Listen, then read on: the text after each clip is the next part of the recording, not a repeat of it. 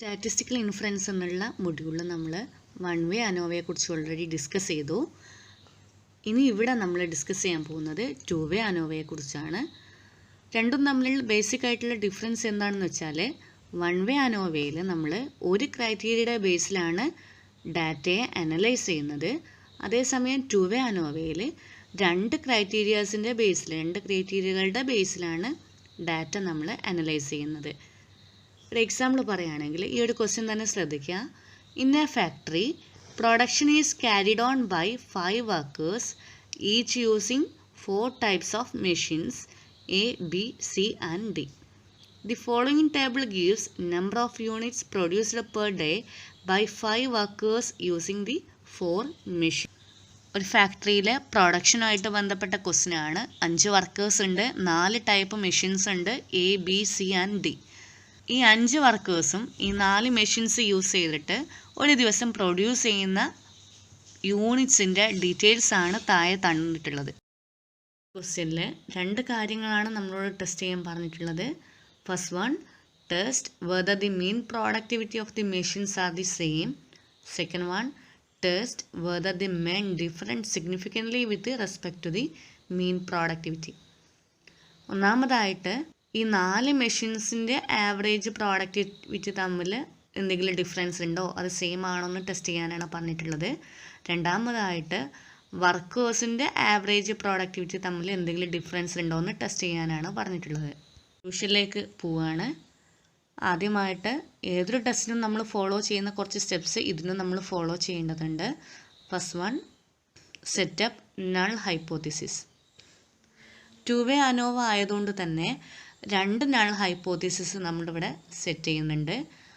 First one, there is no significant difference between mean productivity of machines. Second one, there is no significant difference between mean productivity of workers. H നോട്ടിൽ എപ്പോഴും നമ്മൾ averages same ആണ് എന്നുള്ളതാണ് set ചെയ്യേണ്ടത്. അതുകൊണ്ട് തന്നെ സെക്കൻഡായിട്ട് നമ്മൾ set ചെയ്യേണ്ട ആൾട്ടർനേറ്റീവ് ഹൈപ്പോത്തിസിസ് അതിൻ്റെ ഓപ്പോസിറ്റ് ആയിരിക്കും. അതായത് there is significant difference between mean productivity of machines, അതുപോലെ there is significant difference between mean productivity of workers. നേരത്തെ നമ്മൾ പറഞ്ഞിട്ടുണ്ട്, എച്ച് നോഡിൽ നമ്മളെപ്പോഴും ആവറേജസ് ഈക്വൽ ആണ് എന്നുള്ളതാണ് സെറ്റ് ചെയ്യാറുള്ളത്. അതുപോലെ ആൾട്ടർനേറ്റീവ് ഹൈപ്പോത്തിസിസ് അതിൻ്റെ ഓപ്പോസിറ്റ് ആയിട്ടാണ് നമ്മൾ സെറ്റ് ചെയ്യുക. Third one, setup alpha. Alpha നമ്മൾ സെറ്റ് ചെയ്യണം. ആൽഫ നമുക്ക് എഫ് ടെസ്റ്റ് ആയതുകൊണ്ട് തന്നെ ഒന്നുകിൽ 5% അല്ലെങ്കിൽ 1% സെറ്റ് ചെയ്യാവുന്നതാണ്. ഇവിടെ 5% ആണ് ആൽഫ ആയിട്ട് എടുത്തിട്ടുള്ളത്. നാലാമത്തെ സ്റ്റെപ്പ്, ടെസ്റ്റ് സ്റ്റാറ്റിസ്റ്റിക്സ്. ഏത് ടെസ്റ്റാണ് ഇതെന്ന് നമ്മൾ ഇവിടെ മെൻഷൻ ചെയ്യണം. അനോവ ആയതുകൊണ്ട് തന്നെ ഇവിടെ നമ്മൾ എഫ് ടെസ്റ്റ് എന്ന് മെൻഷൻ ചെയ്തു.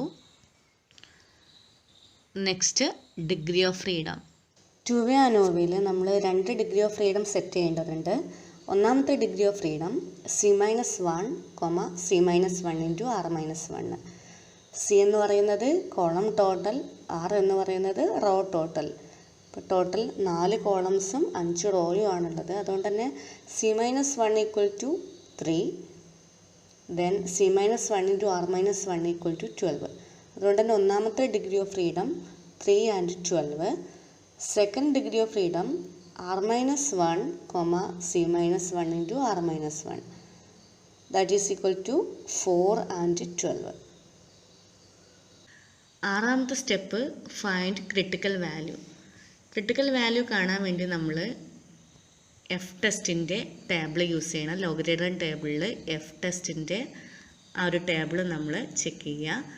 അതിൽ 5% ലെവൽ ഓഫ് സിഗ്നിഫിക്കൻസ് എന്നുള്ള ടേബിളാണ് നമ്മൾ യൂസ് ചെയ്യേണ്ടത്. ഇവിടെ ആൽഫ 5% ആണ് നമ്മൾ എടുത്തിട്ടുള്ളത്. അതുകൊണ്ട് തന്നെ എഫ് ടെസ്റ്റിൻ്റെ ടേബിളിൽ 5% ലെവൽ ഓഫ് സിഗ്നിഫിക്കൻസ് എന്നുള്ള ടേബിളാണ് യൂസ് ചെയ്യുന്നത്. അപ്പോൾ ഇവിടെ 2 ക്രിട്ടിക്കൽ വാല്യൂ കണ്ടെത്തണം. ടു വേ അനോവ ആയതുകൊണ്ട് തന്നെ null hypothesis, alternative hypothesis, degree of freedom, critical value, ഇങ്ങനെയുള്ള എല്ലാ കാര്യങ്ങളും 2 എണ്ണം വീതം ഉണ്ടാവും. അപ്പോൾ ക്രിട്ടിക്കൽ വാല്യൂ കണ്ടെത്താൻ വേണ്ടിയിട്ട് നമ്മൾ ലോഗരിതം ടേബിളിൽ എഫ് ടെസ്റ്റ് എന്നുള്ള ടേബിൾ എടുക്കുക. പേജ് നമ്പർ 12, അതായത് ഇവിടെ 5% ആണ് നമ്മൾ ആൽഫ എടുത്തത്. അതുകൊണ്ട് തന്നെ 5% കാണിക്കുന്ന എഫിൻ്റെ ടേബിൾ എടുക്കുക. അതിൽ മുകളിൽ ഏറ്റവും ആദ്യത്തിലുള്ള റോ N1 ആണ്, ഏറ്റവും ഫസ്റ്റിലുള്ള കോളോ N2 ആണ്. ആ ഒരു ടേബിൾ യൂസ് ചെയ്തിട്ട് നമ്മൾ കിട്ടിയിട്ടുള്ള ഡിഗ്രി ഓഫ് ഫ്രീഡം വെച്ചിട്ട് 2 ക്രിട്ടിക്കൽ വാല്യൂ കണ്ടെത്തണം. ആദ്യത്തെ ഡിഗ്രി ഓഫ് ഫ്രീഡം 3ഉം 12ഉം ആണ്. അതുകൊണ്ട് തന്നെ ഏറ്റവും മുകളിലുള്ള റോയിൽ നമ്മൾ 3ഉം ഏറ്റവും ഫസ്റ്റിലുള്ള കോളത്തിൽ നമ്മൾ 12ഉം സെലക്ട് ചെയ്ത് രണ്ടും കൂടെ മാച്ച് ചെയ്യുന്ന ആ ഒരു പോയിന്റ് നോക്കുക. 3.49 എന്ന് കിട്ടും. അതാണ് ആദ്യത്തെ ക്രിട്ടിക്കൽ വാല്യൂ. രണ്ടാമത്തെ ക്രിട്ടിക്കൽ വാല്യൂ, രണ്ടാമതായിട്ട് നമ്മൾ എടുത്തിട്ടുള്ള ഡിഗ്രി ഓഫ് ഫ്രീഡം നോക്കുക. 4ഉം 12ഉം ആണ്. അതുകൊണ്ട് തന്നെ ഫസ്റ്റ് റോയിൽ 4ഉം ഫസ്റ്റ് കോളത്തിൽ 12ഉം നോക്കുക. അത് വരുന്ന 3.26 ആയിരിക്കും. 3.26 ആണ് രണ്ടാമത്തെ ക്രിട്ടിക്കൽ വാല്യൂ. ക്രിട്ടിക്കൽ വാല്യൂ കണ്ടെത്തി കഴിഞ്ഞാൽ അടുത്ത step decision rule accept H0 if the computed value less than 3.49. അതാണ് ഒന്നാമത്തെ decision rule. Second one, accept H0 if the computed value less than 3.26. എന്ന് പറഞ്ഞാൽ നമുക്ക് കിട്ടിയിട്ടുള്ള 2 വാല്യൂസ് നമ്മൾ 2 ഡയഗ്രത്തിലായിട്ട് പ്ലോട്ട് ചെയ്യും. അതാണ് ക്രിട്ടിക്കൽ വാല്യൂ. ആ ക്രിട്ടിക്കൽ വാല്യൂവിനേക്കാൾ കൂടുതലായിട്ടുള്ള വാല്യൂസാണ് നമുക്ക് കമ്പ്യൂട്ട് ചെയ്ത് കിട്ടുന്നെങ്കിൽ നമ്മൾ റിജക്റ്റ് ചെയ്യും. അതിനേക്കാൾ കുറവായിട്ടുള്ള വാല്യൂ ആണ് കിട്ടുന്നെങ്കിൽ നമ്മളതിനെ ആക്സെപ്റ്റ് ചെയ്യും. അടുത്തതാണ് കമ്പ്യൂട്ടേഷൻ. ഇനി നമ്മൾ അനോവ കമ്പ്യൂട്ട് ചെയ്യുന്നതിലേക്ക് പോവുകയാണ്. ഇതുവരെ പറഞ്ഞിട്ടുള്ളത് നോർമലി എല്ലാ ടെസ്റ്റുകൾക്കുള്ള സ്റ്റെപ്പാണ്. അതിലുള്ള ചെറിയ ഡിഫറൻസ് മാത്രം നമ്മളിവിടെ എഴുതിയിട്ടുണ്ട്. ഇനി നമ്മൾ ആക്ച്വൽ കമ്പ്യൂട്ടേഷനിലേക്ക് പോവുകയാണ്. 1 വേ അനോവയിൽ നമ്മൾ ഫോളോ ചെയ്തിട്ടുള്ള അതേ സ്റ്റെപ്സാണ് ഇവിടെ ഫോളോ ചെയ്യേണ്ടത്. എക്സ്ട്രാ ആയിട്ട് ഒരു 2 സ്റ്റെപ്സ് മാത്രമാണുള്ളത്. ആദ്യമായിട്ട് തന്നിട്ടുള്ള ക്വസ്റ്റ്യനിൽ തന്നിട്ടുള്ള ഡാറ്റയെ നമ്മൾ കോഡ് ചെയ്യണം. കാരണം ക്വസ്റ്റ്യനിൽ തന്നിട്ടുള്ള ഡാറ്റ യൂസ് ചെയ്ത് നമ്മൾ കാൽക്കുലേഷൻ ചെയ്യുകയാണെങ്കിൽ വലിയ ഡിജിറ്റ് ആയിരിക്കും കിട്ടുക. അതിനെ സിംപ്ലിഫൈ ചെയ്യാൻ വേണ്ടിയിട്ടാണ് നമ്മൾ ഡാറ്റ കോഡ് ചെയ്യുന്നത്. അപ്പോൾ ഏതെങ്കിലും ഒരു എമൗണ്ട് നമുക്ക് ഈ തന്നിട്ടുള്ള എല്ലാ വാല്യൂസിൽ നിന്നും സബ്സ്ട്രാക്ട് ചെയ്യുമ്പോൾ നമുക്ക് കോഡ് ചെയ്ത ഫിഗേഴ്സ് കിട്ടും, ചെറിയ ഫിഗേഴ്സ് കിട്ടും. ഈ ഒരു ക്വസ്റ്റ്യനിൽ നമുക്ക് 41 എന്നുള്ള എമൗണ്ട് എല്ലാ വാല്യൂസിൽ നിന്നും മൈനസ് ചെയ്യാം. 41 ജസ്റ്റ് കോമൺ ആയിട്ടൊരു വാല്യൂ എടുത്തതാണ്. നമുക്ക് ഏത് വാല്യൂ വേണമെങ്കിലും എടുക്കാം. 41 എന്നുള്ളൊരു വാല്യൂ നമ്മൾ ഇതിൽ നിന്നെല്ലാം മൈനസ് ചെയ്യുമ്പം നമുക്ക് പുതിയൊരു ടേബിൾ ക്രിയേറ്റ് ചെയ്യാൻ പറ്റും. ഇപ്പോൾ ഒരു എക്സാമ്പിൾ പറയുകയാണെങ്കിൽ ക്വസ്റ്റ്യനിൽ തന്നിട്ടുള്ള എ എന്നുള്ള കോളത്തിൽ 44, 46, 34, 43, 38 എന്നിങ്ങനെയുള്ള നമ്പേഴ്സാണുള്ളത്.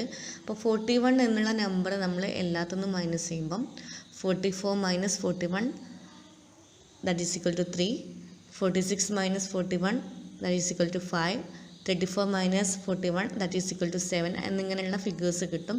അപ്പോൾ എല്ലാ വാല്യൂസിൽ നിന്നും നമ്മൾ ആദ്യം 41 എന്നുള്ള വാല്യൂ മൈനസ് ചെയ്യണം. എന്നിട്ട് അതിന് നമ്മൾ ടോട്ടൽ ചെയ്യണം. അപ്പോൾ പുതിയൊരു ടേബിൾ നമ്മൾ ക്രിയേറ്റ് ചെയ്യുമ്പം കോഡ് ചെയ്തതാണെന്ന് മനസ്സിലാകാൻ വേണ്ടിയിട്ട് വേണമെങ്കിൽ നമുക്ക് A1, B1, C1, D1 എന്നുള്ള ഹെഡ്സ് കൊടുക്കാം. അപ്പോൾ എല്ലാത്തിൻ്റെ ടോട്ടൽ നമ്മൾ കാണണം. A1ൻ്റെ total, B1 total, C1 and D1ൻ്റെ ടോട്ടൽ കാണണം. അതുപോലെ എല്ലാ റോസിൻ്റെ ടോട്ടലും നമ്മൾ കാണണം. ടോട്ടൽ കണ്ടു കഴിയുമ്പോൾ ഇങ്ങനെയുള്ള ഒരു പുതിയ ടേബിളാണ് നമുക്ക് കിട്ടുന്നത്. നെക്സ്റ്റ് നമ്മൾ മറ്റൊരു ടേബിളും കൂടെ ക്രിയേറ്റ് ചെയ്യേണ്ടതുണ്ട്. അതായത് കോഡ് ചെയ്ത ഈ ഡാറ്റയിലുള്ള ഓരോ നമ്പേഴ്സിനെ നമ്മൾ സ്ക്വയർ ചെയ്തിട്ടുള്ള പുതിയൊരു ടേബിൾ നമ്മൾ ക്രിയേറ്റ് ചെയ്യണം. അതായത് ഫസ്റ്റ് എലമെൻറ്റ് A1ലുള്ള ഫസ്റ്റ് എലമെൻറ്റ് 3 ആണ്. 3യുടെ സ്ക്വയർ 9, 5ൻ്റെ സ്ക്വയർ 25, -7ൻ്റെ സ്ക്വയർ 49, 2ൻ്റെ സ്ക്വയർ 4, -3യുടെ സ്ക്വയർ 9. ഇങ്ങനെയുള്ള ഓരോ ഇതിലുള്ള A1ലെയും B1, C1, D1 ഇതിലുള്ള എല്ലാ വാല്യൂസിനെയും നമ്മൾ സ്ക്വയർ ചെയ്തിട്ട് പുതിയൊരു ടേബിൾ നമ്മൾ ക്രിയേറ്റ് ചെയ്യേണ്ടതുണ്ട്.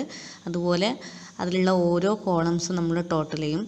അപ്പോൾ സ്ക്വയർ ചെയ്ത ടേബിൾ അറിയാൻ വേണ്ടി just Z1, Z2, Z3, Z4 എന്നിങ്ങനെയുള്ള ഹെഡ്സ് നമുക്ക് കൊടുക്കാവുന്നതാണ്. പുതിയ ടേബിൾസ് ക്രിയേറ്റ് ചെയ്ത ശേഷം നമ്മൾ കാൽക്കുലേഷനിലേക്ക് പോവുകയാണ്. ആദ്യമായിട്ട് N നമ്മൾ കാണണം. ക്യാപിറ്റൽ ലെറ്റർ N ആണ്. N = C × R, column total into row ടോട്ടലാണ്.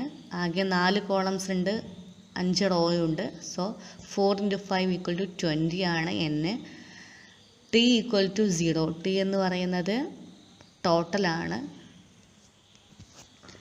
A1-ൻ്റെ B1 C1 D1 ഇതിൻ്റെ എല്ലാത്തിൻ്റെയും ടോട്ടൽ നമ്മൾ ആഡ് ചെയ്യുമ്പോൾ കിട്ടുന്നതാണ് T. ഇവിടെ 0 പ്ലസ് -11 പ്ലസ് 33 പ്ലസ് -22 എന്ന് പറയുമ്പോൾ 0 ആണ് നമുക്ക് ടോട്ടലായി കിട്ടുക. നെക്സ്റ്റ് നമ്മൾ കാണേണ്ടത് കറക്ഷൻ ഫാക്ടറാണ്. കറക്ഷൻ ഫാക്ടർ കാണാനുള്ള ഇക്വേഷൻ T²/n ആണ്. നമുക്കറിയാം T 0 ആണ്, അതുകൊണ്ട് തന്നെ 0²/20 = 0 എന്നാണ് നമുക്ക് കറക്ഷൻ ഫാക്ടർ കിട്ടുന്നത്. Third step find out SSC. SSC means sum of squares between columns. Column വൈസിലുള്ള കാൽക്കുലേഷനാണ് SSCയിൽ നമ്മൾ കാണുന്നത്. അത് കാണാനുള്ള equation σx1²/n1 plus σx2/n2 plus σx3²/n3 plus σx4²/n4 minus correction factor. ഇവിടെ x1 x2 x3 എന്നൊക്കെ ഉദ്ദേശിക്കുന്നത് കോഡ് ചെയ്ത്, അതായത് A1 A2 A3 A4 എന്നൊക്കെയാണ്. അതുകൊണ്ട് A1-ൻ്റെ ടോട്ടൽ, A2-ൻ്റെ ടോട്ടൽ, A3-യുടെ ടോട്ടൽ, A4-ൻ്റെ ടോട്ടലൊക്കെ നമ്മൾ കണ്ടു വെച്ചിട്ടുള്ളത് ഇവിടെ എടുത്തെഴുതണം. അതുപോലെ N1 N2 എന്നുള്ള ഉദ്ദേശിക്കുന്നത് ഇവിടെ കോളം വൈസിലുള്ള കാൽക്കുലേഷനാണ് നമ്മൾ ചെയ്യുന്നത്. അതുകൊണ്ട് തന്നെ N1 ആയിട്ട് നമ്മളിവിടെ എടുക്കേണ്ടത് റോയുടെ എണ്ണമാണ്.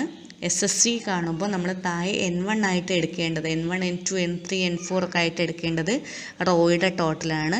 ആകെ 5 റോസ് ആണുള്ളത്. അതുകൊണ്ട് താഴെ നമ്മൾ N എന്നുള്ളതിൽ 5 എന്നാണ് മാർക്ക് ചെയ്യേണ്ടത്.